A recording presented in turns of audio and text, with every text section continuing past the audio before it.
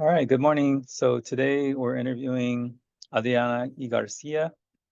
And my first question for you as we start is, can you tell us, your birthday and tell us a little about yourself? Morning. My name is Adriana Garcia. My birthday is February 4, 20. Not February 4, 20. February 4, 1979.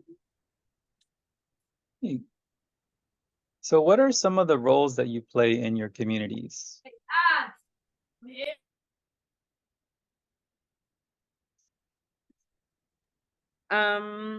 So many roles.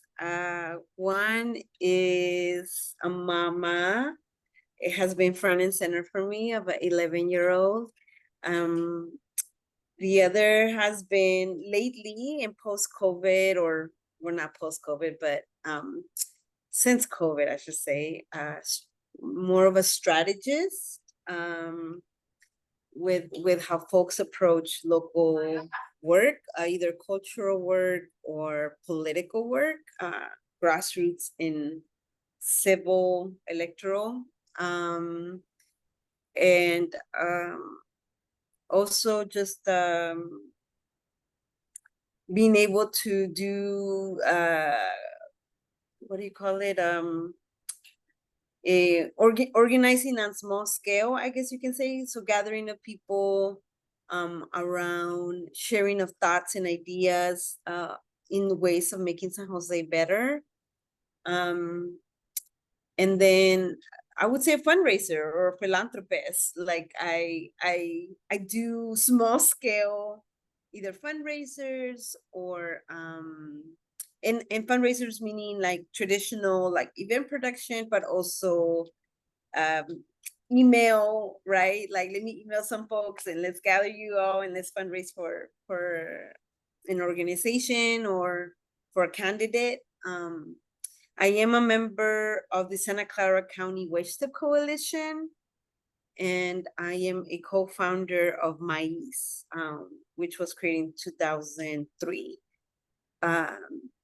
And that's what I'm mostly known for with MyEase work. And I'm an artist. I do art. I do multiple levels of art as well. So those are some things that are present for me right now. Yeah. Can you tell us a little bit about your family background, like where you were born? What was it like growing up during the time and place of your childhood? Yeah. I was born in San Jose, in Valley Medical Center, in a time where my mom did not get any what would be considered culturally responsive care. It was English-speaking nurses and doctors and staff. When she delivered me, she tells me very clearly that was her experience giving birth in a what do you call it? Non-bilingual world or non-Spanish speaking world. And that's important for me as a mom to understand just how important it is to give birth, to create life in a comfortable way that calls you home. And that's one of those things is through language. We migrated to Mexico when I was like 2 or 3.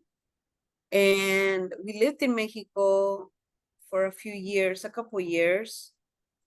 And we grew up in my dad's dad's house, and we grew up in my mom's grandparents' house. My dad's mom had already passed away by the time we moved back, so that's why I say it's my paternal grandpa's house, right? And then we grew up in my maternal grandparents' home in a town that's like 10 minutes away. I would even say 5 minutes away from my dad's town. My dad's town is Los Aros, near Jerez, Zacatecas. My mom's town is El Durazno. And it's also a small town near Jerez, Zacatecas.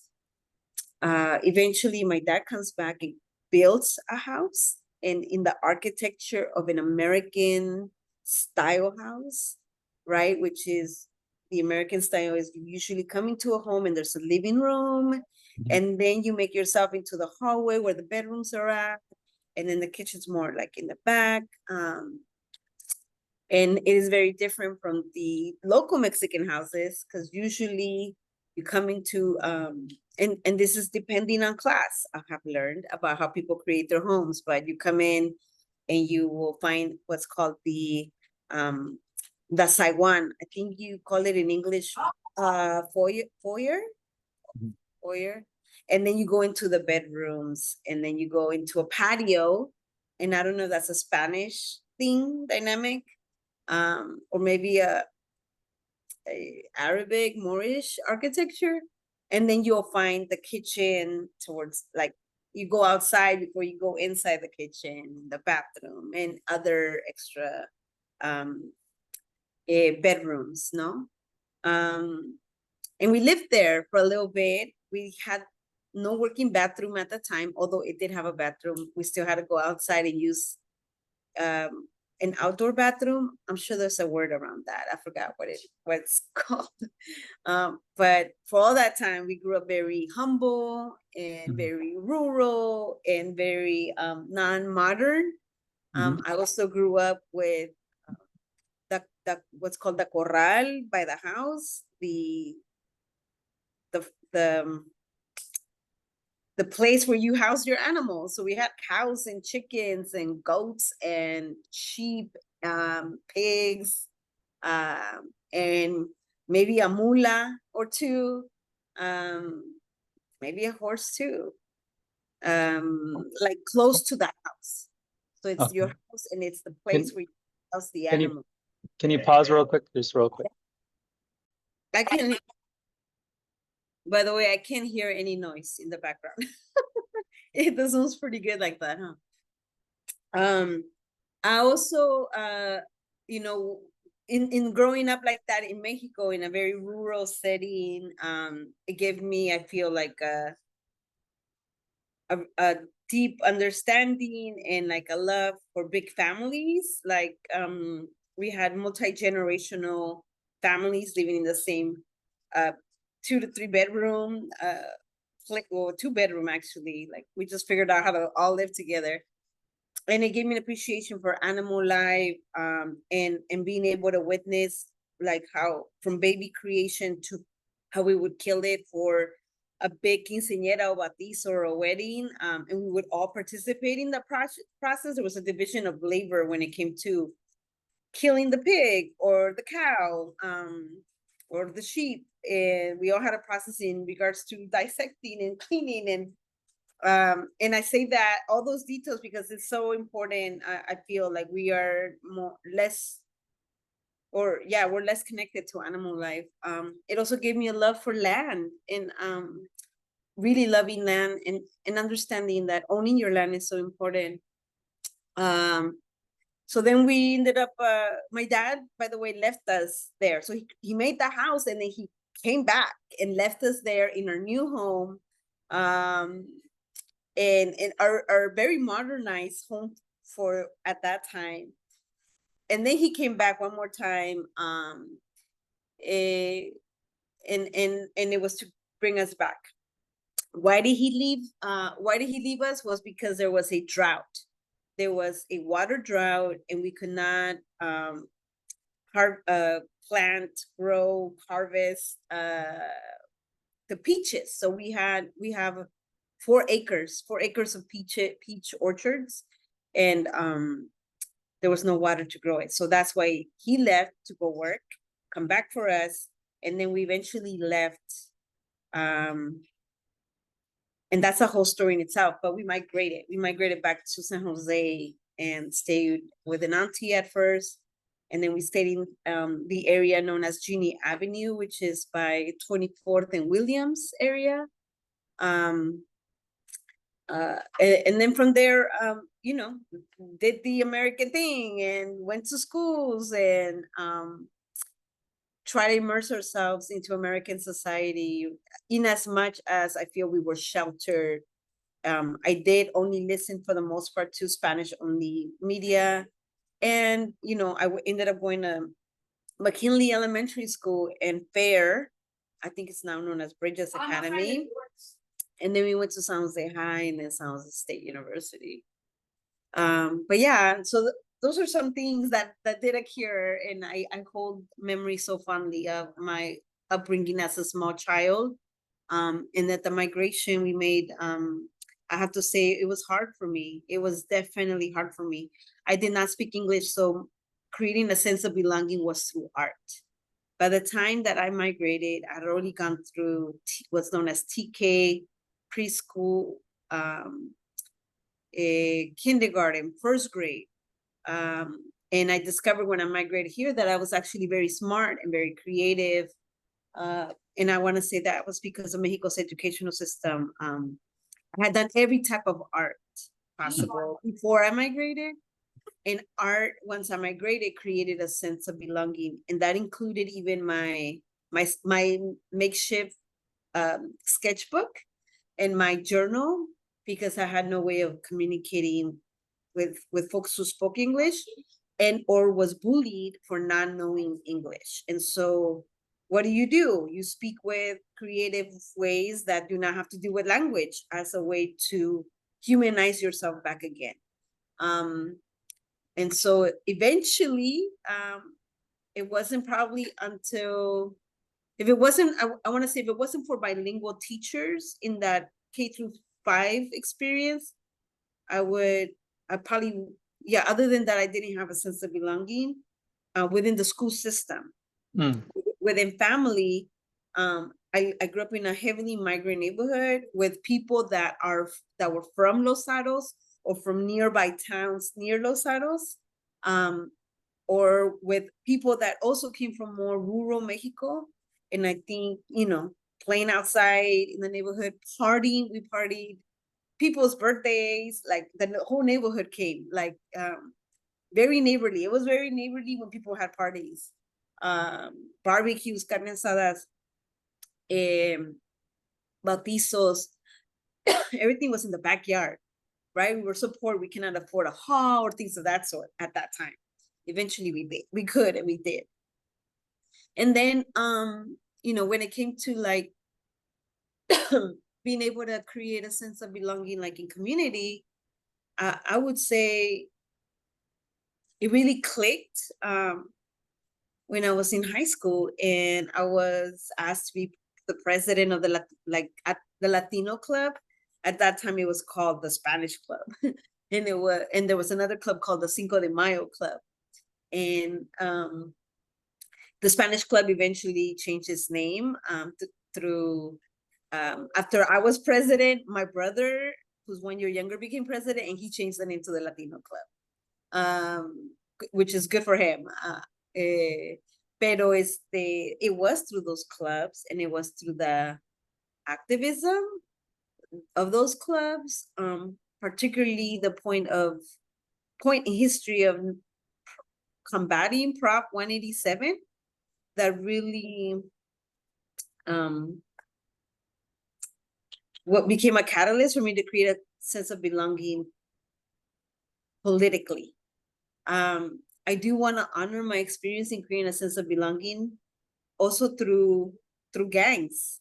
I was in gangs in middle school, and that's what created a sense of belonging. In a time where I went to fair and I was tracked in ESL classes, even though by then I could fully speak English by 6th grade. And then in a pivot or something that marked my understanding and identity and my consciousness of racism is that in the middle of 7th grade, I went to Hoover Middle School and learned that I was an honor student and was placed in in higher learning or optimal learning experiences at Hoover Middle School compared to being tracked in ESL, doing trade type of electives like wood and carpentry, and art. Then I went to Hoover and I was doing other type of electives, was challenged intellectually. Meantime, I was in gangs in both Fair and in Hoover, particularly with Sureños. And I identify with Sureños because of our being first gen migrants, having Spanish being our native and mostly used language. We loved Mexican music and things of that sort, right? So I think I created the belonging through gangs in middle school, really. And once I got to high school and, you know, a teacher saw the light in me, said, you're going to be, or, you know, are you open to being, well, she kind of did delegate being president of the clubs. And I just said, sure. I think I had some self-awareness potential of my leadership because of the leadership that I did provide while I was in gangs in middle school. Yeah, so those are some ways I created a sense of belonging as a young person. Do I talk about sense of belonging as an older person? Yeah, so the next question is, tell us about your teenage years and what was it like for you to navigate that period? Were there particular groups that you identify with and that you connected to in the development of your identity? You kind of answered that already with some of your discussion about being involved with Sureños, but also clubs and leadership on campus. Yeah. Are there other things that you feel like you were also connected to in terms of being a teenager and really, you know, navigating those years with some people you identify with? Sure. So by becoming president of the clubs and by getting politically activated through Prop 187, and because of my association with Sureño gangs, I literally ended up organizing with another friend who it was considered or considered herself a norteña. So she organized the norteños and I organized the sureños to walk out of the high school, out of San Jose High Academy, in protest of Prop 187, because there was this one thing that even though norteños, well, for me, were considered more like second, third, fourth generation Mexicans, right? They have created their families have already been here for a while. They were more English speaking. At least that's how I distinguished that they were also impacted by something like Prop 187, that they also were upset, like, why is, you know, this Pete Wilson hating on our people, right? And it was enough motivation for my friend who like me were daughters of farm workers, and that's how me and her connected in class, learning that history and learning that about each other personally, allowed us to be able to talk to each other even though we were in opposite gangs, and enough to organize the walkout. And mind you, San Jose High is like, I don't know, 60% Latino, like, and of that, a lot of them were gangsters and or were affiliated or had friends. And then we just were able to organize this walkout during the day in protest. It was a statewide day of walkout. Then with that, it also helped me transition from a gang identity to a more community service identity. And with time, you know, I was able to organize what do you call it? Events, rallies, culturally specific rallies. I feel like this high school time really became a foundational aspect of who I am. I was practicing cultural humility and equity before it was a thing. Like, I really learned how to do that in high school. So we would organize school dances that we would bring banda music and rock en español and norteño music, right? Conjunto music. And it was some of the like biggest dances, and it brought in major money for our clubs, which means we were able to do a lot more with that money on a community level. It meant that we were able to provide more scholarships for our students too. So it was not just for the club to have fun and to organize other events. I think we ended up doing like international Pride or International Celebration Week, during Cinco de Mayo week, which I resent because Cinco de Mayo was such a culturally specific way to celebrate our culture and counter what I didn't know at the time, but in the way that it was created, right? It was to counter the commercialization de cultura, in the way that the beers were saying, have your Cinco de Mayo party, right? And we're like, no, Cinco de Mayo is actually an act of a historical act of resistance. And so this dances became such a cool thing in our campus, and then eventually the other events that we provided, like Spanish speaking only karaoke events, or that's what I remember as well.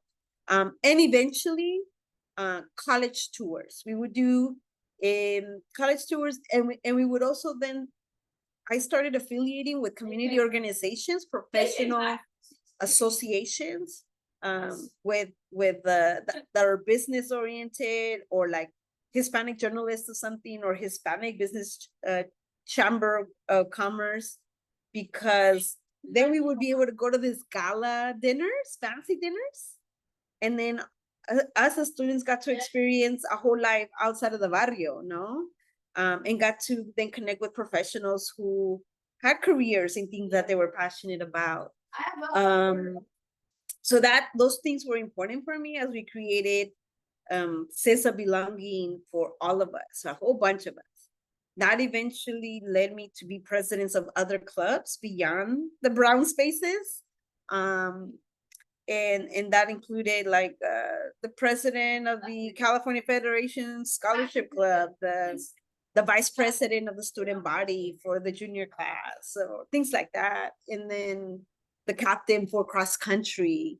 So it helped me develop my leadership in multiple spaces. How to also just get along with different organizations as a way to bring the campus together, both for school spirit or for like community work, because the racism did not stop with 187. As we know, other props were passed that were really harmful for us, like Prop 227 and 209. Eventually, with that in mind, I met the amazing Sofia Mendoza through the school side council meeting, which is another way I participated as a leader, student leader. And she took me under her wing and helped me really understand the connections between like, or the impact, right, that my young student leadership can provide for community.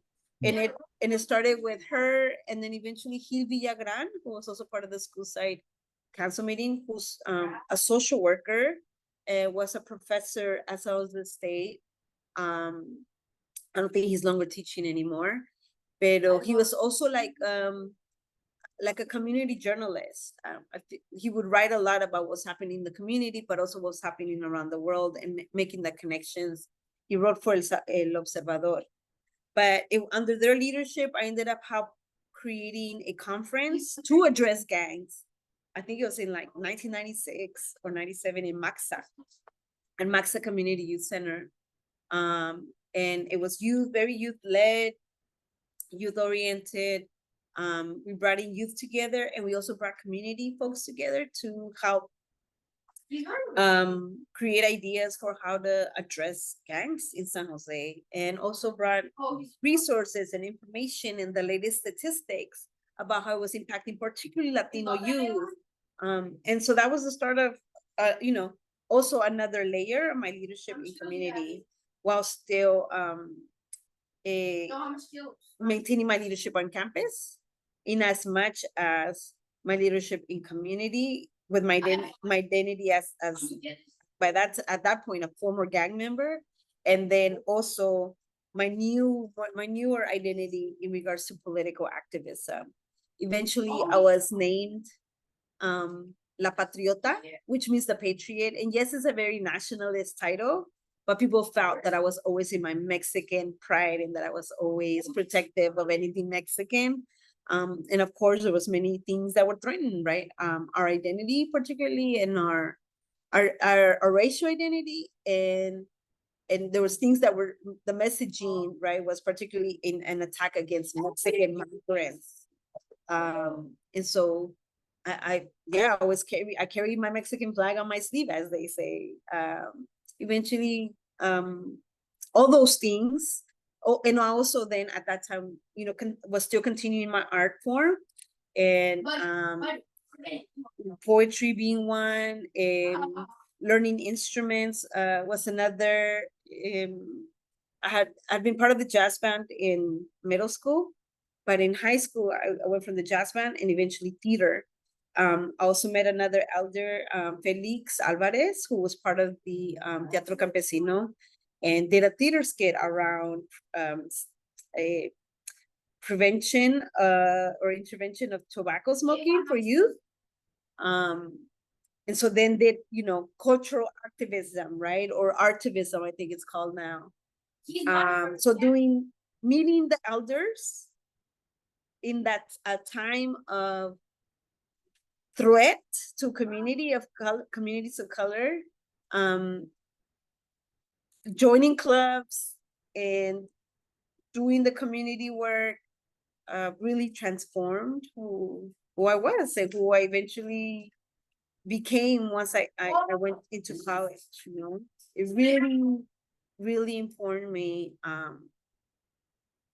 my identity and my consciousness and my way of thinking, and it offered me a sense of belonging. Like, I feel like it's gold. Like we don't have those experiences as much anymore. And particularly in those experiences, I mean, intergenerational spaces where you have an elder who's 60, with a 40-year-old, with a 20-year-old, with a 15-year-old. Like, those spaces are hard to come by right now.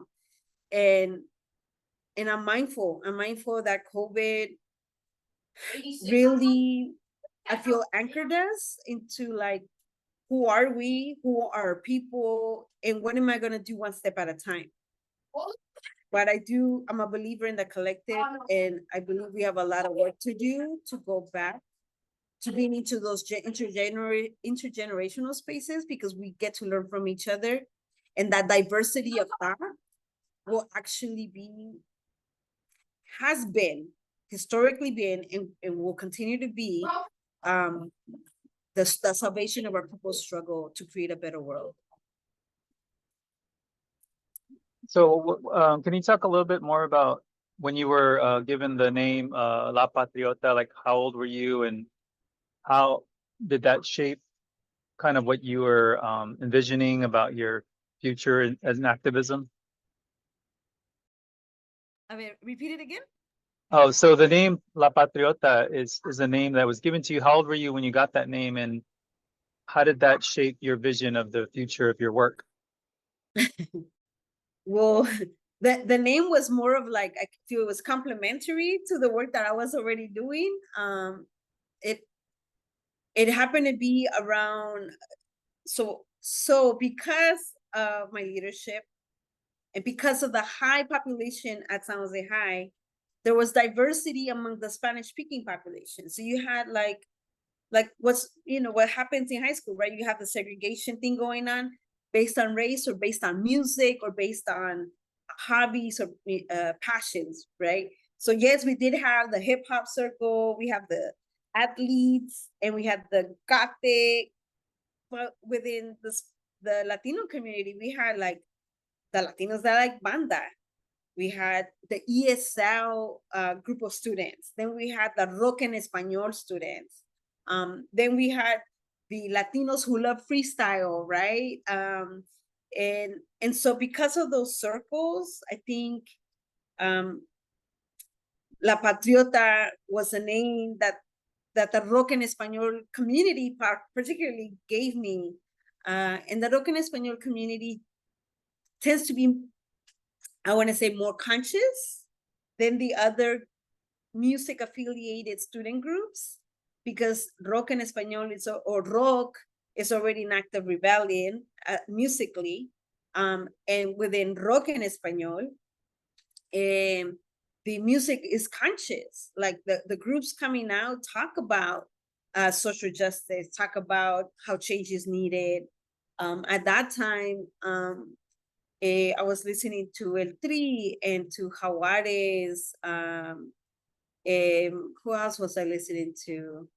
Or Caifanes, before, you know, Caifanes is what it was called before being called Jaguares. Within that, we were also listening to reggae, and reggae tends to be very justice oriented, conscious and collective oriented music.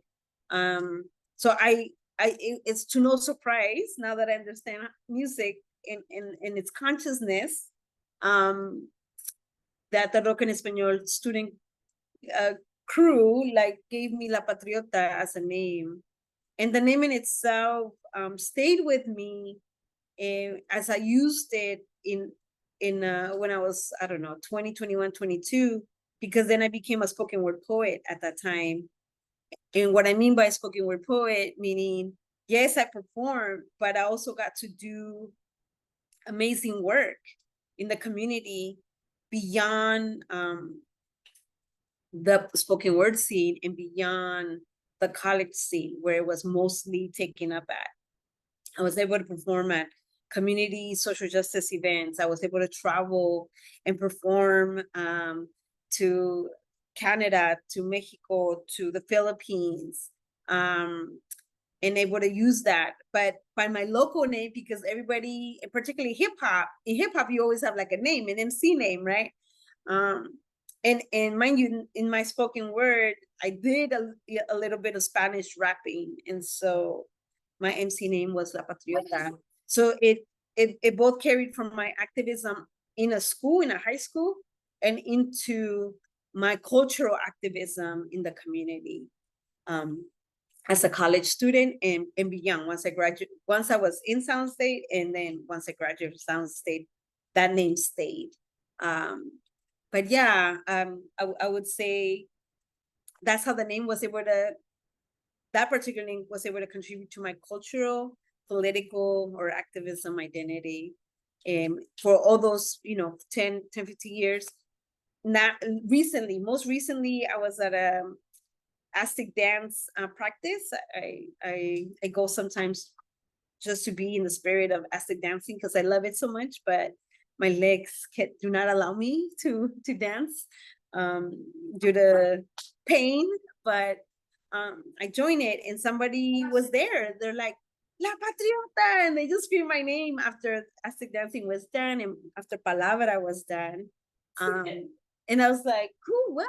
And it was a friend from, I don't know, 10th, 11th grade who was so happy to see me, and me too. Like at first I didn't recognize, and then I did.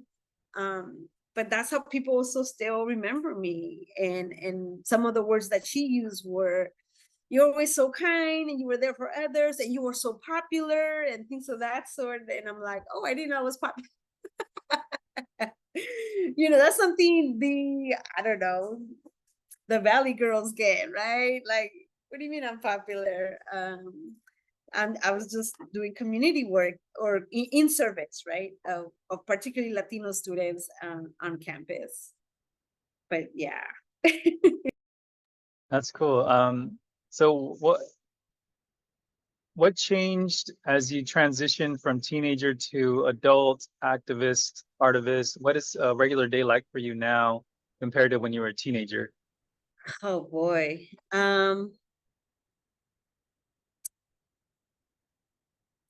As a student, I was out of the house like maybe by 7 a.m. Would probably get home till after 8 sometimes. And that continued through college and through my 20s and 30s. Now that my son is older, and I've learned about self-regulation and familia regulation, emotional, right? Emotional regulation. I come home after work and I cook dinner and I'm here for my son, and I get to be, because I'm in my self-care, I'm able to just hear out whatever my son has to say. And he has become, in essence, the community, right? So I get to listen to his concerns, and his ideas. He's got brilliant ideas, and then we get to bring them alive, bring those ideas alive in his community of peers, right? Whether it's a sleepover and a birthday party, or sometimes it's art. We get to do art together as well. So that has definitely continued. And I do get to challenge him in the sense of like going to protest. So we go to protest together. And he gets to witness me chanting, and sometimes he'll join me in the chanting. He will definitely hold a flag or a poster here and there. He will march with me if we're marching. So we get to do the what I call more small scale, a one time kind of community contributions, and once in a while, like I'll take him to meetings with me. But for the most part, I try to create a routine for him and us in a way that we're both emotionally regulated and we feel heard and seen and have a sense of belonging for most in our home before we're there for community. I think it has been really crucial for our spiritual well-being in our home. And that is more calm and more simple than compared to the, I don't know, I was involved probably the 10 and 15 clubs and identities I had in high school. Again, both in the Latino spaces, in the school governance, shared governance spaces, in the community spaces, where even around that time, we were organizing more protests and marches, addressing the racism that came up in, 94, 95, 96, 97, and also the cultural identities I had then, the liaison work that I did, lots of liaison work. Yeah, I mean, What? it's way different.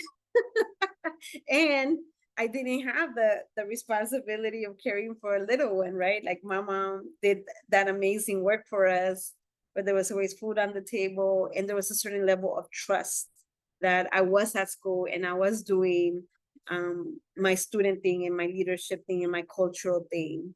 And that I eventually would be home. We lived about a mile away, so either we walked or I would call for a ride.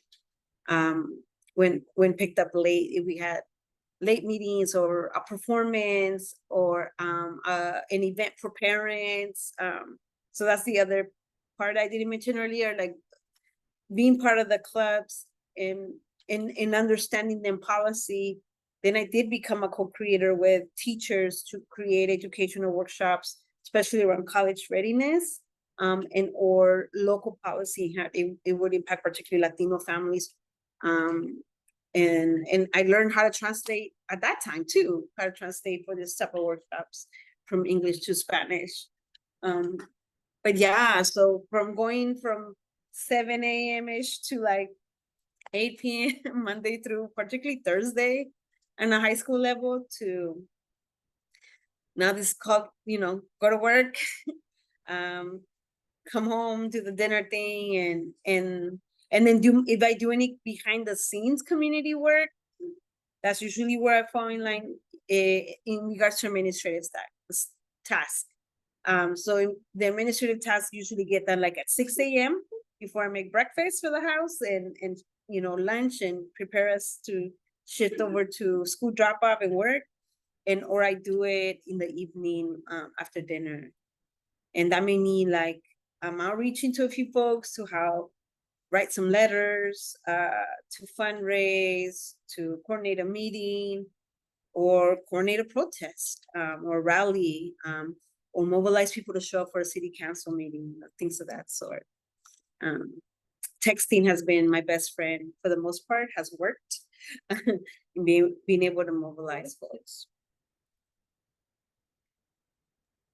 Now, in terms of local spaces, so one of the issues that I'm grappling with is the importance of local social spaces for community and community building. Are there particular spaces or places today that you find yourselves going to often to connect with people? Are there social spaces in the city? And what could you describe those places?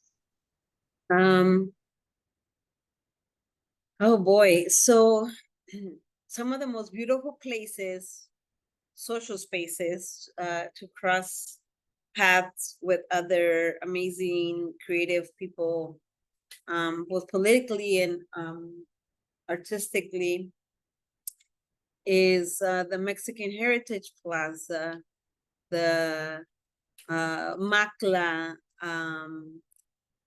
the Somos Mayfair office, and the streets. And by me saying the streets is those moments we do congregate to protest and to resist or to create art. And that's beyond, four-walled spaces, right? Um,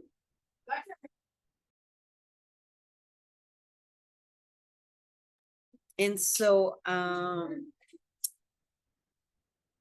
those spaces and the streets have become the social spaces. But like I mentioned earlier too, right? Places of cultural production like Aztec dancing, which is not just cultural production, but it's ceremony and it's a healing space, right? It's a church, if you will, for so many of us, where we get to practice one, our humility, our pride for culture, our healing, or attempts to heal through the body, right? Using the body as prayer and then concerts, sometimes where there's live music is where I've seen folks too. Or arts, like arts, literary arts, I would call it, not just visual arts, but literary arts, like spoken word, like music, like hip hop, like book readings, things of that sort. There's another space, and I forgot the name of it. It's called Centro. Oh, I forgot the name of it, but it's downtown, and it's a place where I believe they hold ESL classes at night. And on the weekends, they're bringing elders who do educational workshops around the Aztec calendar or herbal medicine, things that are indigenous frameworks and indigenous ways of knowing. Or NAK, right? Native American knowledge is, right, another framework for it. But this centro holds that kind of space, and also political meetings to be able to resist oppression. Folks gather up and are able to create spaces for resisting that oppression. Trying to think where else. I want to say, yeah, those are the spaces that are present for me now, that I know that is some Chicano magic is happening where people are creating life to things that give us joy, but also creating life as a way to resist things that are threatening us and oppressing us systematically, or where there's an attempt of erasing our culture, and our identity. So there's only maybe two or three more questions, and one of them is about disruption. So was COVID a disruption to some of the community work and spaces of connection? How did COVID affect the work you do, or maybe some of your colleagues? How did it affect folks? COVID definitely impacted my work. I was probably involved with 20, 30 organizations in 2019, 2020. And I had different leadership roles, capacities in those 20, 30 organizations. And it went down to like 3 during COVID. And then the most, I mentioned earlier, the most present organization that I feel I have a sense of belonging still, and I am able to contribute, is the Santa Clara County Witch Step Coalition. And we ended up stopping my East work. Everybody's mental health was depleted. We were all dealing with deaths in our families. we were dealing with the sickness and being caregivers, or we were dealing with our family's mental health issues, and or long COVID symptoms as we know it now. So that became primary. And like I mentioned earlier too, like I think it did create a more singular thinking. I don't want to, well, I do want to say, like, I think it made us even more individualistic. The reason I say I don't want to say it like that, but because we still, I think there's some of us, and I know I still do, hold on to the collective and do collective work. Like I don't forget it, and I still am committed to it, but at a limited level now, not at the level that I did before. And mind you, I don't know if it's COVID, in as much as I know it's aging and my role, my role as a mother to, yes, an independent 11-year-old now, but an 11-year-old who also needs a different part of me, both as a human being and as a parent, right? So all those things have impacted or make it complex in regards to the changes, but definitely decreased my membership, I guess you can say, to various organizations, internationally, nationally, regionally, and San Jose based. And now I'm just, very humbly giving support more through behind the scene and being a strategist. Like, hey, Adriana, do you think if we do this move, do you think it'll work? Or do you know, I get picked, my brain gets picked a lot. Like people will call me to ask, like, do you know so-and-so that can do this? Things of that sort. I don't know, I call it strategist, maybe Oracle vibes.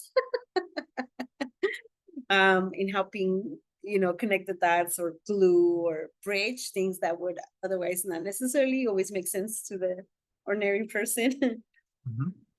But yeah, and my colleagues too, the folks that I know, folks in la lucha, people in the struggle, have definitely decreased their workload, their community workload, to keep ourselves sane and have a healthier well-being, both mentally and physically and spiritually. I miss it. I have to say I miss it a lot. And right now I am currently in this like window of reflection of like, how is Adriana gonna get her groove back?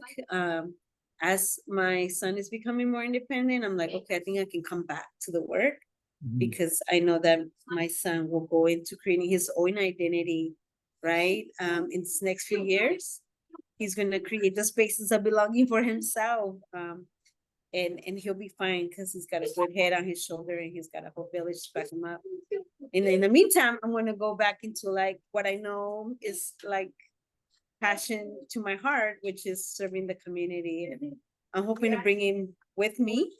But I know that I have to figure out like pathways, what particular pathways I can do for me that bring me joy, and then and keep me challenged intellectually, right? Keep me updated about the current both international politics and decision making that is happening, that is impacting our little humble home in a little corner in San Jose, because those things are connected. And hoping that my son gets to joy some of that, in as much as I'm sure he's going to try to find his own joy with all his identities that he has. Yeah. So another disruption that I've been talking to folks about, that I've been interviewing, is the question around housing costs. So have you seen housing costs rise in the last 10 years? And has that affected the work that you see people doing around activism and artivism? I will repeat the first part again. Sorry. The disruption around housing costs rising, and also the economy just getting harder for folks. has that interrupted some of the work, or how has that affected the artivism and activism, the cost of housing?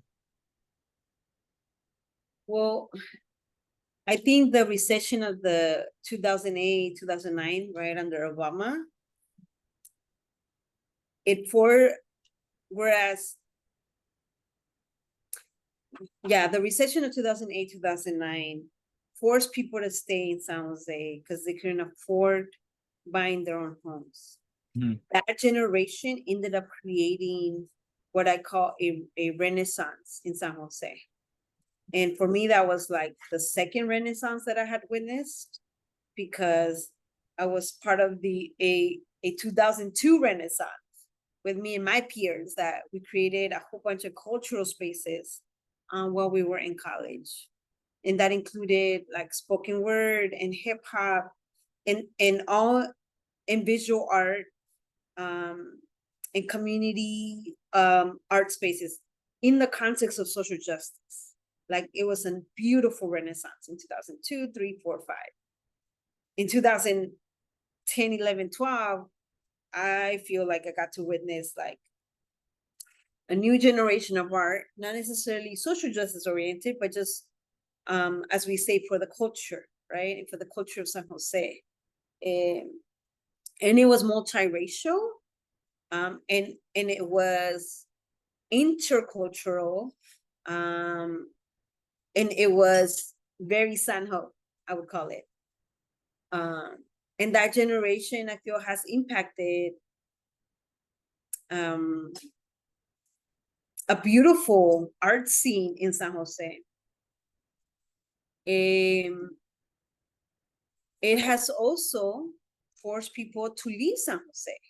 A lot of beautiful artists have created art for San Jose previous to that recession, right? And after that recession, have left to the valley, have left in the valley, meaning Tracy and Modesto and Stockton, Fresno. But as a result, you see those artists creating art wherever they have made their new homes, which is beautiful, right? Again, going back to the concept of creating life through art. Although we would, we want it here too, right? For me, like, at least in the most recent years, it has definitely made me think or consider leaving San Jose. Most people know me as very sanjonera, like I would never leave San Jose.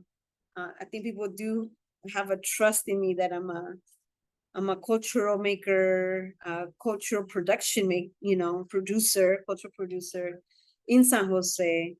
But the rent is off the hook. And although I do co-parent, I do pull up my own expenses as a co-parent that is equivalent to a single mother dynamic. By far, I want to honor that we both emotionally financially care for our son independently, but it does make it hard. And as much as I'm grateful, it's really hard to have any other expenses other than basic living expenses. Let me name it, right? Like your car expenses, your house expenses, food, your PG&E, your car maintenance, your house maintenance, like, and there goes your money. It's over, right? And that's not counting. Let me buy a gift for the quinceañera that's coming up. That's not counting. Let me just buy a hamburger because it feels good to buy a $15 hamburger. Like, those things are not in my capacity right now. And I hate that, right? That is because, at least for me, I've always been financially independent. I've been working since I was 13 that I can remember. Or I would say, I learned what it is to harvest peaches from a farm at 5 and 6 years of age. Like, and then at 13, starting to sell tamales as a food vendor with my parents. So I've always had a strong work ethic and been financially independent. So for me to come to a place in the last, particularly couple of years, where I feel like, I don't know how long I can do this for, I'm feeling like I may have to move. Like, it really breaks my heart. But because of that work ethic and because I love San Jose so much, I'm just committed to getting another job. I'd rather work 2 jobs in this community. But that means it will limit both my parent role and my community role. And I resent that. I really do resent that I would have to work, and that the current capitalist system is not allowing for a 40-something-year-old mama, her kid, and the family that I belong to, my parents, right? My siblings, a healthy quality of life, which is why I continue to organize and serve the community in however ways I can.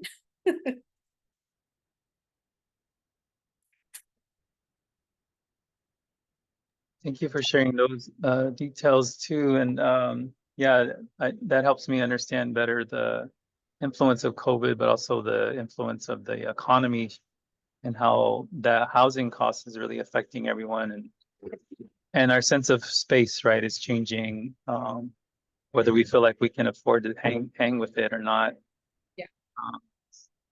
And let's see, the final question.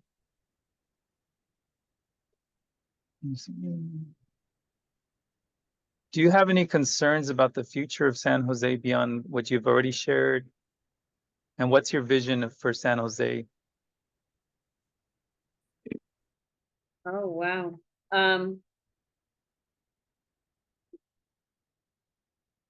The city of San Jose has not prioritized housing as it should. It's already made 2 attempts to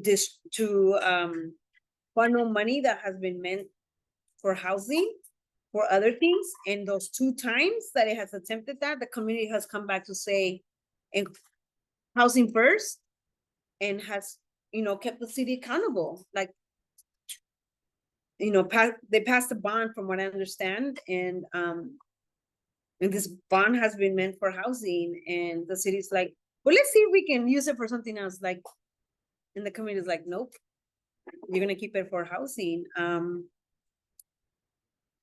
So housing for sure will continue to be my concern, both personally and politically. If you cannot provide people a place to live and get grounded in, that they can come home to after work, then those folks will not be grounded in creating life, and giving back. Like, it makes it really hard. Although I do know, including myself, as we struggle with housing, that we still find ways to give back. And because of that, right, it does limit the way we create life. It does limit the way we create art. It limits the way that I can free my mind from the stress of not having to pay, humongous rent, to be like, man, when I get off work, I'm gonna go to this meeting to make sure that we're gonna push back on police brutality, or that we're gonna push back on tasers being used by law enforcement, that we're gonna go ahead and push back against a racist incident that happened, et cetera, right? Like, how do we give life when we're not grounded in a place of living? So that is definitely a concern. 2,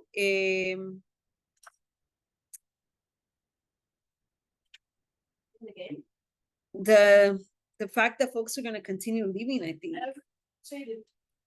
people are slowly leaving. People that I grew up with are slowly leaving San Jose, and that means that for every human that leaves, that means one less person with their creativity, not just for art and for community building, but for making social change happen in San Jose. And that's across all ethnic backgrounds. And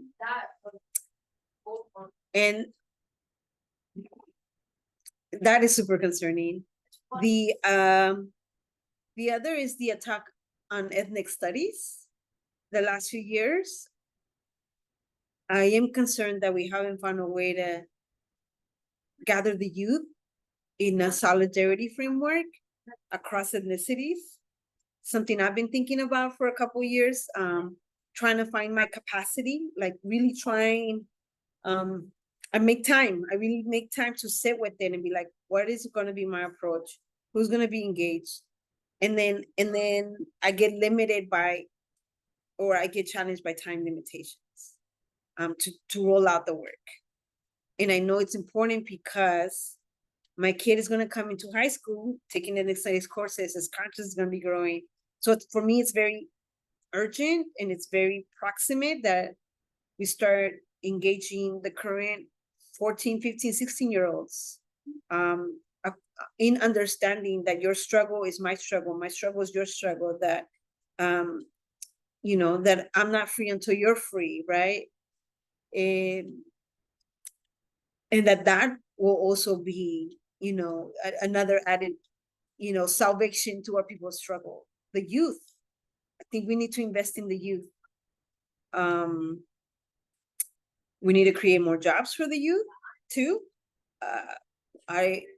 When I was coming up of age, I felt we had more youth friendly jobs. I don't know. I don't feel that right now.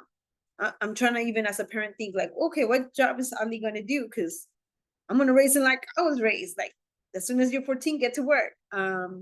We learn to be financially independent, right? Create your own bank account, things of that sort. And learn that work ethic, not for the sake of work, but for the sake of contributing to a collective care. Being able to use your money to donate it to community causes, save your money for college, to buy a car so you can be independent. So how do we create more jobs for youth? And more positive spaces for youth identity development and youth leadership development.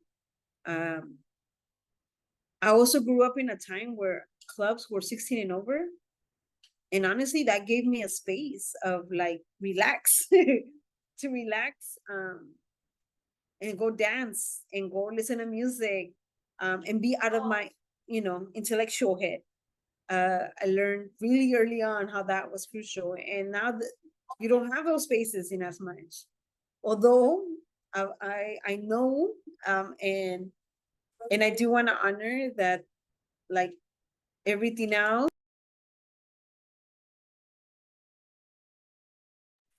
that we are, well, now wait, the youth are creating their subcultures. So like, trust that every generation will find a way, right? In some house, local barrio house, and like to a punk show, or indie rock show, things of that sort. Pero, how do we create formal spaces where youth are safe to go and have a good time, without having it to be so underground and all that? But yeah, housing, we need to figure that one out. Youth spaces, and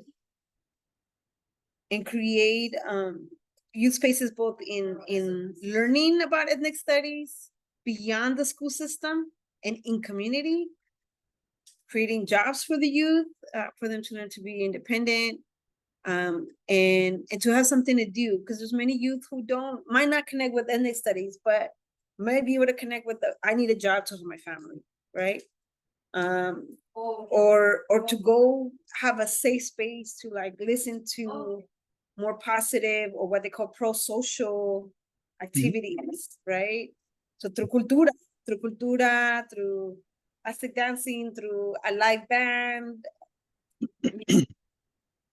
Yeah, so one question to add is, in terms of ethnicity and culture, why is it important, do you think, for the future of our city and for our communities? Like, what does ethnicity and culture do for a community?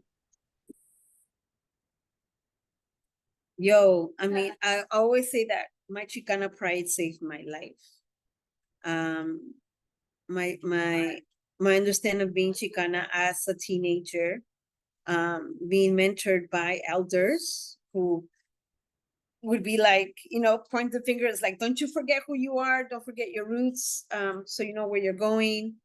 know your history, so you know your future, right? That kind of messaging through a Chicana perspective. I think culture saves lives, right? And I was also mentored by the folks like Jorge Gonzalez and Adrian Tepegua Vargas, Elisa Gonzalez, like so many others that say cultura cura. And it is so important to be in our culture because it creates a sense of belonging before we even know it, before we even can consciously identify, oh yeah, being Chicana has always been home. Being Chicana has always been my nest, my nido, my ombligo to go to, my navel to go reset and recover, recuperate, and rebirth, regenerate, restore, no? That's the importance of culture, whatever culture you may be. But that, like I mentioned, for that intergenerational space in the culture producing, in the social justice producing, well, I shouldn't even say all those words at the same time, but the social justice making, it's so important, and it gives vitality to, and it gives us purpose, and it brings us back, it makes us whole again in the way we know that version of making ourselves whole again pre-COVID. And that spirit cannot be crushed, because when it is, then it's easier for the Trumps to apply their Project 2025s in their, what is it, Agenda 47, or what number it is, that, or 27, I forget, the agenda that Trump is trying to put out, in aside from Project 2025, in being whole again, or even in our attempt to being whole again through cultura, makes it easier to resist that racism, that sexism, that homophobia, that xenophobia, that disruption of a healthy life, in a communal, collective way. And we can resist, in essence, the production of death at all the levels, from the job industry to depleting housing resources, to depleting your mental health, to trying to kill your spirit so you don't make art anymore. As we know, art is one of the main agitators. I always say being hungry is the first agitator for social justice. If you're hungry, you're gonna do something about it. But making art, putting art out there and inspiring us in a positive, oxytocin kind of way, like, is unstoppable in the way that we can move mountains and create social change, so that the next generation can have a healthier well-being, a healthier quality of life, like being able to afford housing and go listen to some live music and have dinner and let me go to sleep and have a peaceful sleeping cycle and wake up and do it again with my friends and my family. Like, I mean, why would anybody like not want to have that? And because I love that so much, in as much as I love gathering with my people and creating a better world, like, I don't know, I'm passionate like that. I will fight you. I will fight you to no end for interrupting my peace in my cultural past, my cultural harmony, my people's well-being. I will fight you. Like, don't come at me with no Project 2025. Like, our people have been dreaming of a better world since before 1491. And there's some of us that still remember that quality of life before 1491. And we're dedicated to bringing it back at the small scales and at the systemic level. And COVID and the residue and the impact of particularly Trump, but in general, the far right movements, I feel they got nothing on us. Like, if they have not understood indigenous way of being, like historically, anthropology, sociology, and if they have not understood the many ways we have resisted after 1492, then they're really ignorant to our power in our spirit, even when, right? Even when we're hungry. They don't know how hungry we'll get to have a better quality of life. Well, thank you for sharing all these answers and giving me all this rich insight into your identity, but also the work that needs to be done. It's about 10:33, so I'm going to let you move on to your next busy schedule. But I really appreciate you taking the time out, Adriana, because you're, yeah, really insightful about many things. Trying to. Muchas gracias for allowing me to share a little bit about who I am, and My hopefully pleasure. can to what you're all trying to bring out to bring San Jose, to a beautiful place of remembrance and history making. And in essence, right, I think through this process, you're reminding San Jose of its beauty. Yes, that's one of the goals. Yes, for sure. All right, well, say hi to Audley and I'll talk to you hopefully soon. Sounds good. Thank you, Bye-bye. Steve. Have a great day. Bye.